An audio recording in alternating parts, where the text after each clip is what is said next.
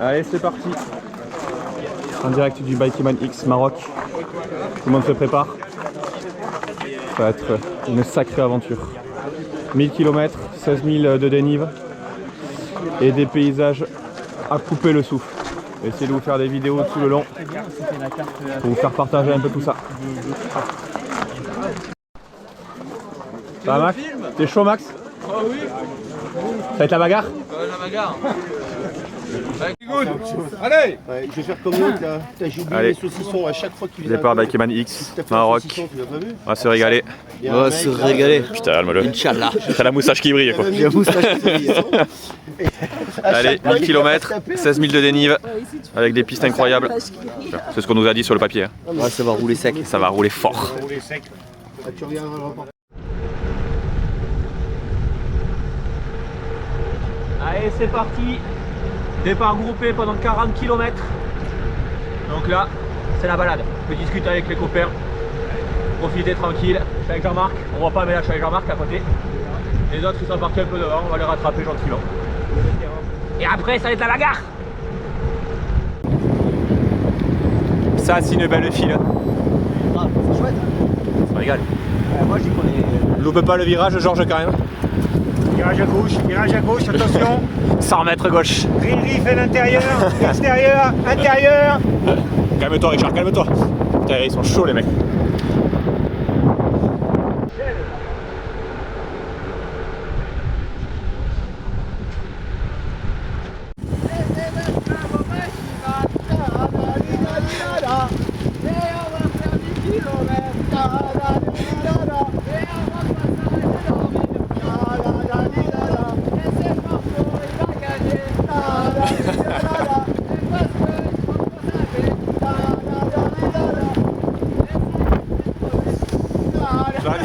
Là.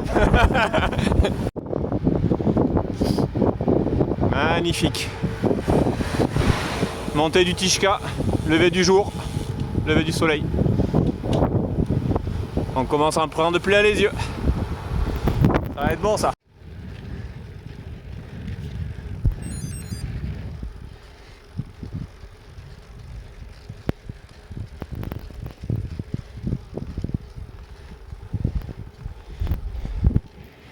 On se régale. C'est magnifique.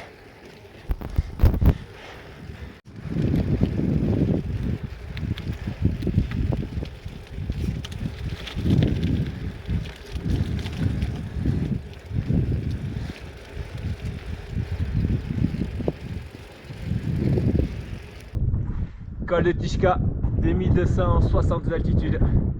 C'était génial. Hyper roulant. On a découvert le paysage. C'était top. Allez, c'est reparti.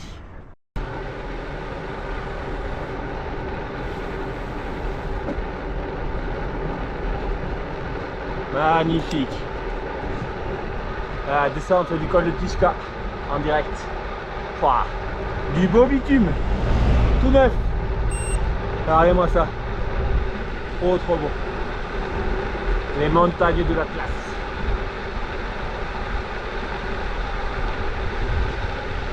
Magnifique.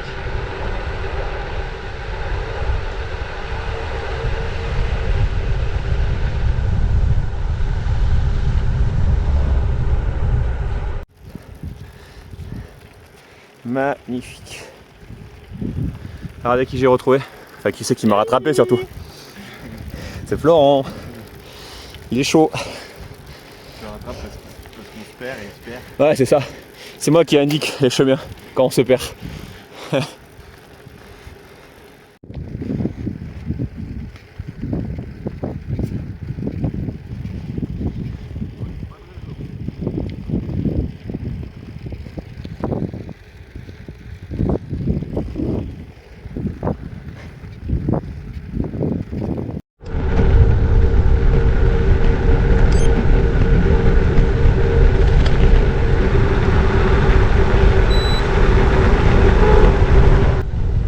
Kilomètre 130, 2500 de dénivelé. Ça se passe super bien. Plus que 100 km avant le CP1 et 500 de dénivelé. Donc ça va être assez roulant.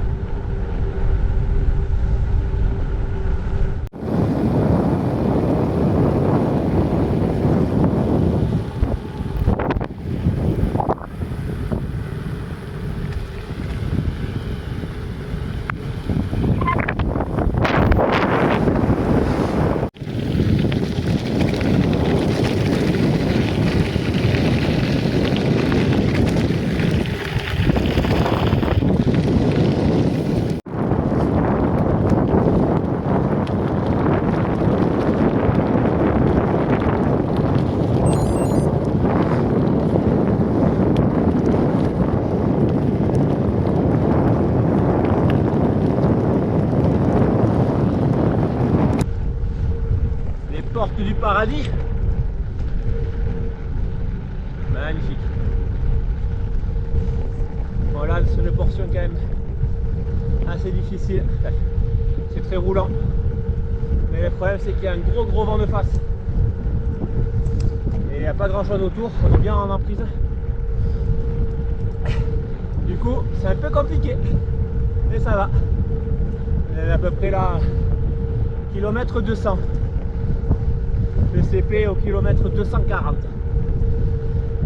Allez, ça se passe super bien pour l'instant, c'est génial.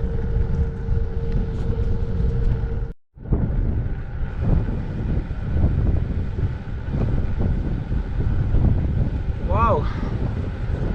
Là on est sur une portion descendante. Allez, ça descend jusqu'au CP1 normalement. Ah non, ben ça remonte. Voilà. Mais waouh, quel vent de face! C'est compliqué, hein. Je sais pas si on m'entend, mais c'est compliqué.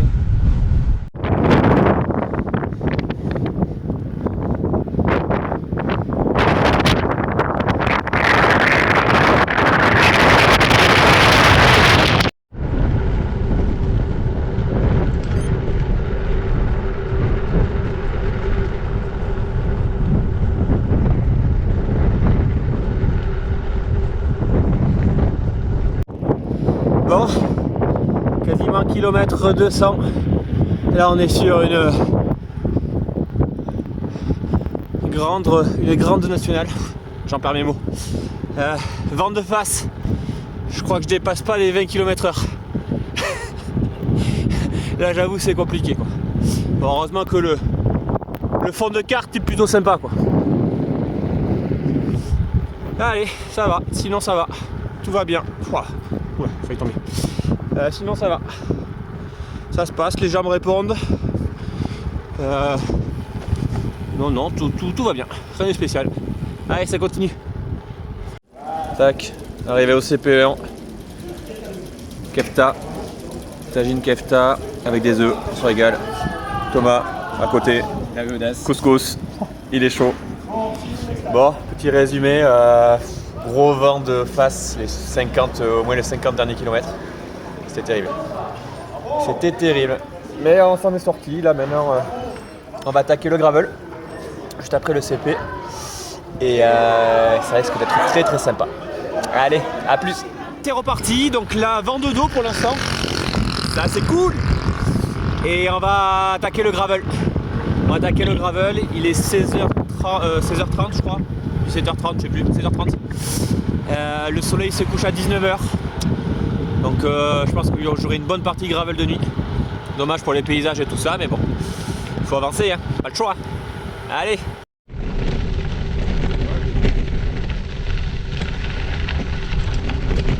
C'est parti pour la première portion gravel de la course. Le parcours avait été modifié suite au malheureux séisme.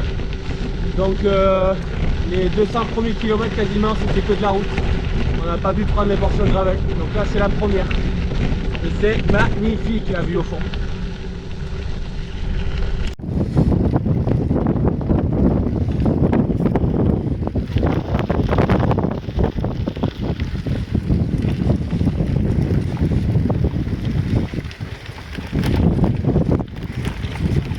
L'âme.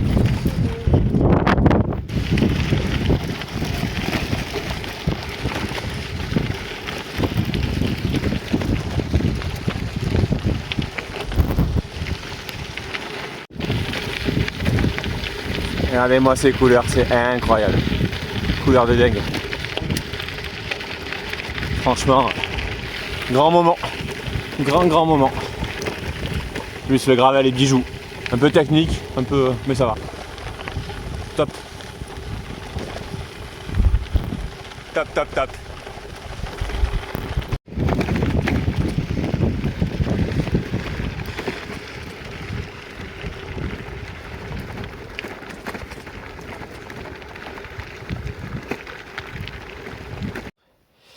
Bon, 350 km, à peu près 5000 de dénive. Il est 22 h, on est parti à 5 h. Je vous laisse faire le calcul, je peux pas calculer. Voilà, petite fatigue là. En fait, la nuit tombe hyper tôt. Il fait nuit à 19 h, donc compliqué. En plus, on a fait un bon 50 ou 60 km de gravel consécutif. On avait hâte, mais il a fait mal. Donc là, petite nuit. Je vous montre pas mon colocataire, il est tout nu. Et puis on va essayer de repartir vers 1h, par là, vers 1h du mat, quoi. Allez, à plus. Allez, 1h45, c'est reparti. La nuit a été de 3 heures à peu près. Plutôt correct. On va pas se plaindre. Je crois que j'ai dormi un peu. Maintenant il reste 100 km jusqu'au CP2. Et on sera quasiment à mi-course. Aïe, un trou.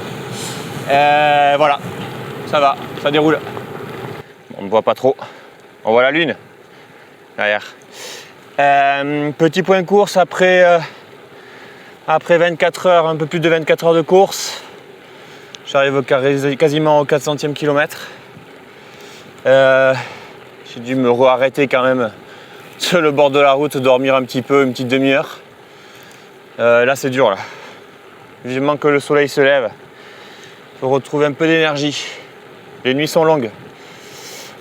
Voilà. Donc j'espère que le lever de soleil va me rebooster un peu pour enchaîner.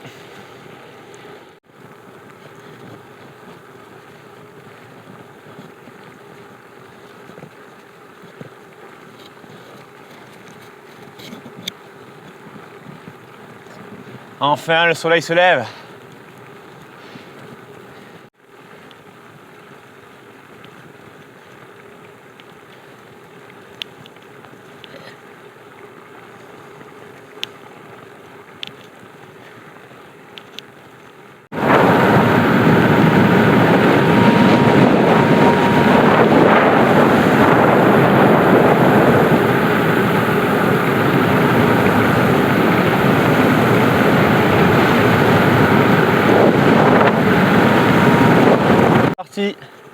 Col de 11 km à 6%. Et au sommet, il y aura le CP2. Le soleil est bien présent. Ça a l'air plutôt dégagé aujourd'hui. Hier, c'était assez nuageux. Allez, dernier effort pour aller au CP2. Dans les derniers hectomètres du Tizi Tazazert, environ 450 km et 7000 de dénive. Au sommet, il y aura le CP2 accueilli par des nomades. J'y prendrai une petite omelette berbère qui va me requinquer et puis j'enchaînerai assez rapidement.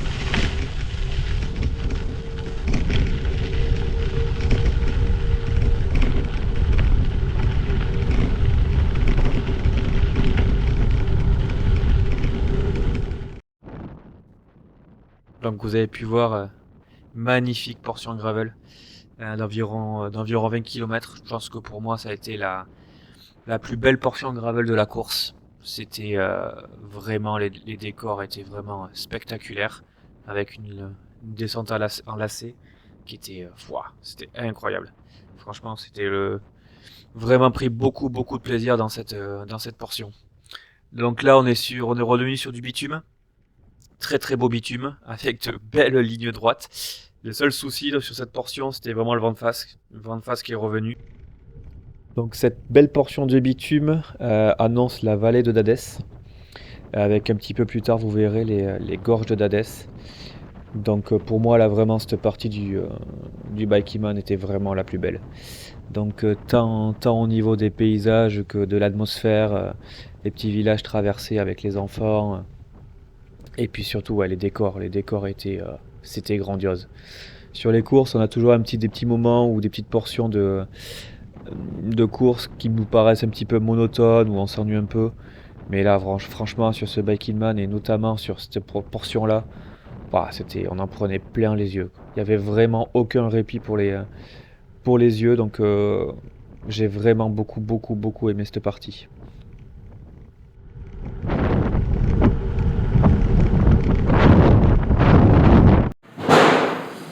Kilomètre 500. J'ai pris des couleurs. Petite pause crêpe. Je vais me prendre 15 ou 20 bornes de vent de face terrible. J'étais à 12 km/h. Infâme. Donc là, normalement, je change de direction après là. Je l'aurais plus que de côté. Mais ouais. Déjà que le gravel c'est compliqué, alors si sur le plat j'avance pas, ça va être long. Donc là je suis dans la vallée du Dadès. C'est magnifique. Vraiment somptueux. Et voilà. Donc, je vais essayer de manger mes crêpes là et puis repartir tranquillement.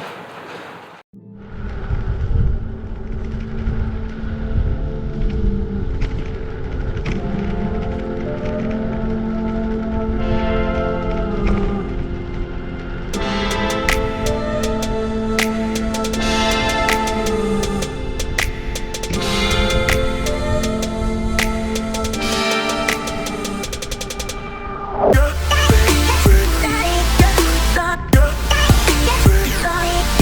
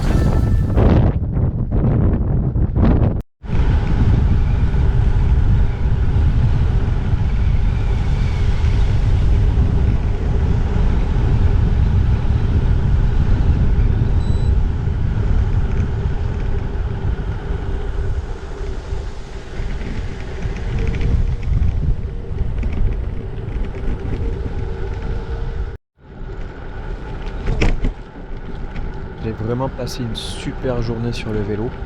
J'ai bien enchaîné les kilomètres avec très peu de pauses.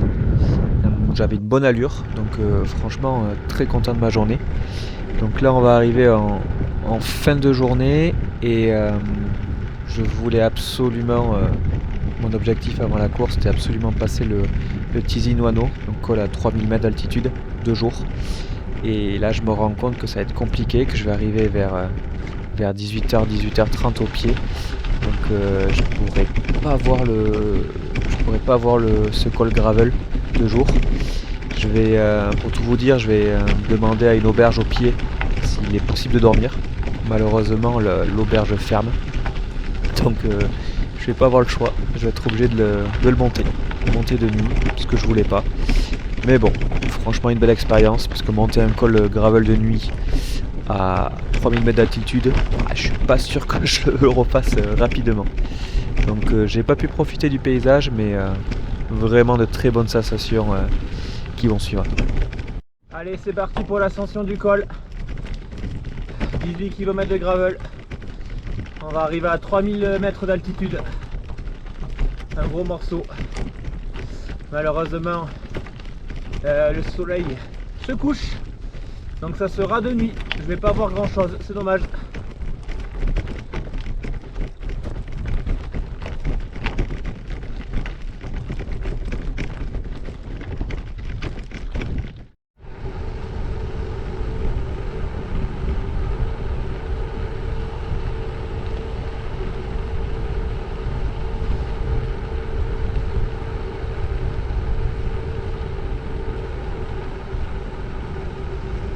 Allez, c'est reparti. 4h30 du matin. Après une bonne nuit de quasiment 5 heures. C'est reparti pour la dernière partie de course. Il reste 400 km. Hop, les trous. La nuit a été bonne. Il fait un peu froid en partant ce matin, 4 degrés. Mais ça va. J'ai pas froid, je suis bien couvert, j'ai pas froid. Allez, on va le faire, on va le faire.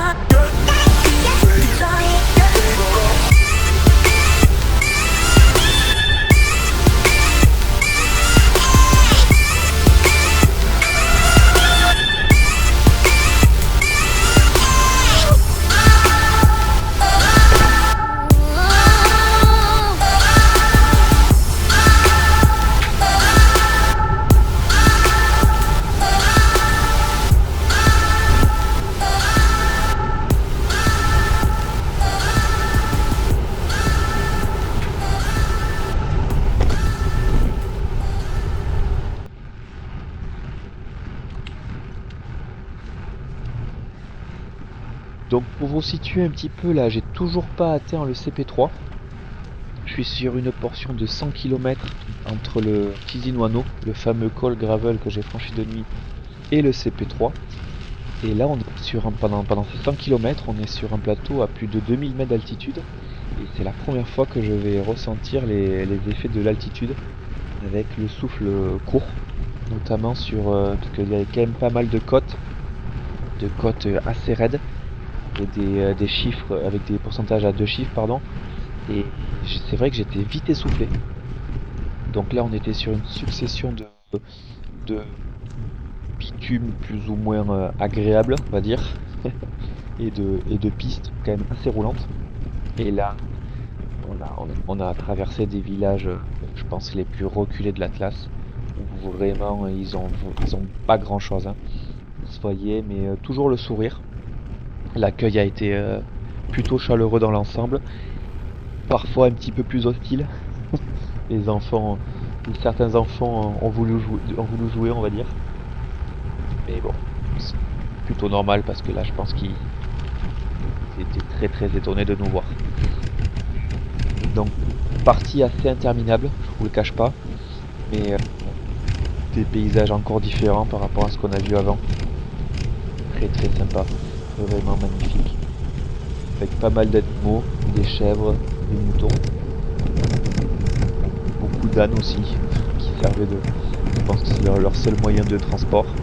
Donc c'était quand même assez plaisant cette partie, malgré la difficulté. Et, vraiment j'avais envie d'atteindre le CP3.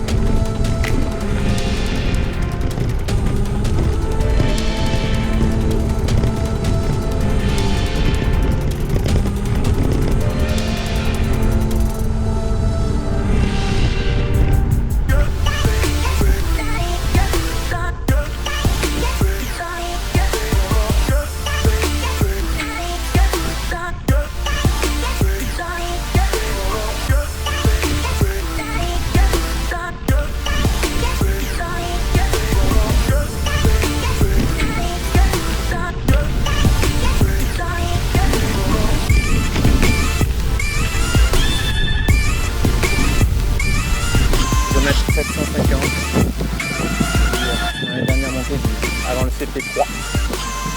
Et après, il me restera 220, 240. Tout va bien. Je prends un plaisir incroyable sur le vélo. Bon, j'avance pas très vite parce que c'est dur. Mais pas de gros coups de mou. Des passages à vide, mais ça c'est normal, mais tout va bien. Et surtout, les paysages, c'est indescriptible. Allez. Je sais pas si vous pouvez voir. C'est juste à couper le souffle. Donc voilà, tout va bien.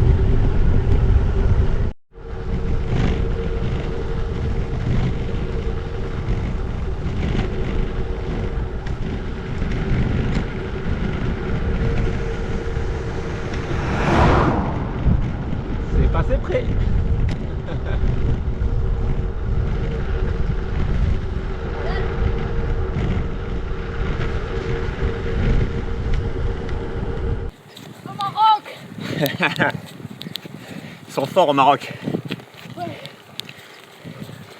Le pire, c'est qu'il va vraiment plus vite que moi. Mourad est toujours en forme. Jusqu'à Marrakech, Mourad? Oui, à Marrakech. Encore beaucoup, hein?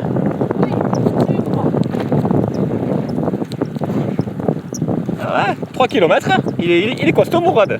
Il est fort. 4 km. Ouais.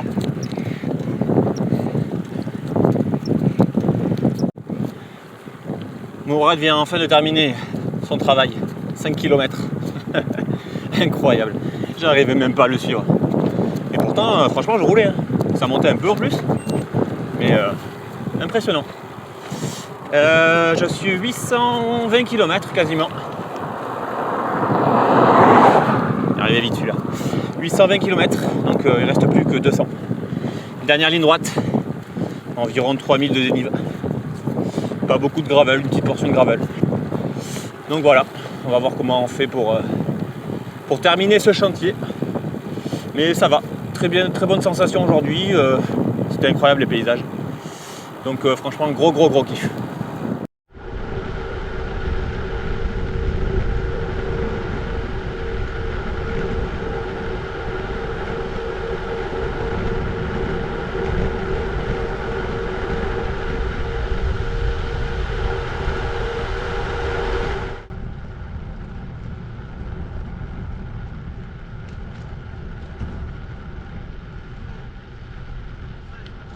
Ouais.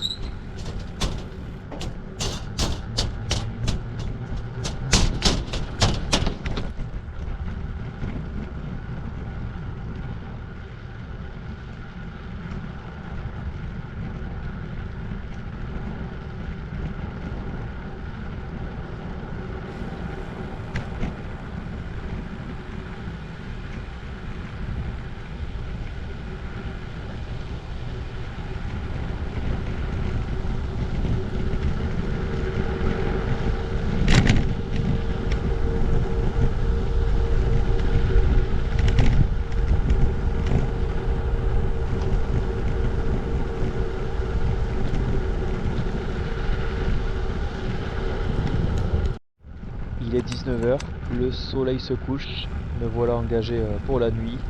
Il reste environ moins de 150 km. Donc je décide d'essayer d'aller jusqu'au bout, de terminer ce Bike-Event Maroc. Bon, évidemment, j'aurais le regret de faire toute cette partie sans voir le paysage. Mais quand il reste entre guillemets aussi peu de kilomètres, on n'a qu'une seule envie, c'est de terminer la course.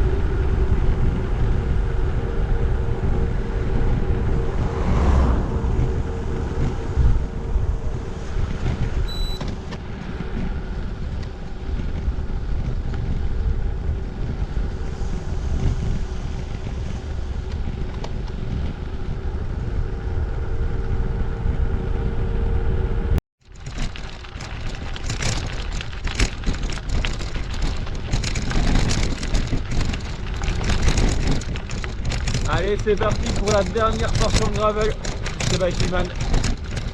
Portion de 13 km. C'est pas mal, ça a l'air un peu caillassé par contre. Je rebondis un peu. Et voilà, on en profite de ces derniers instants.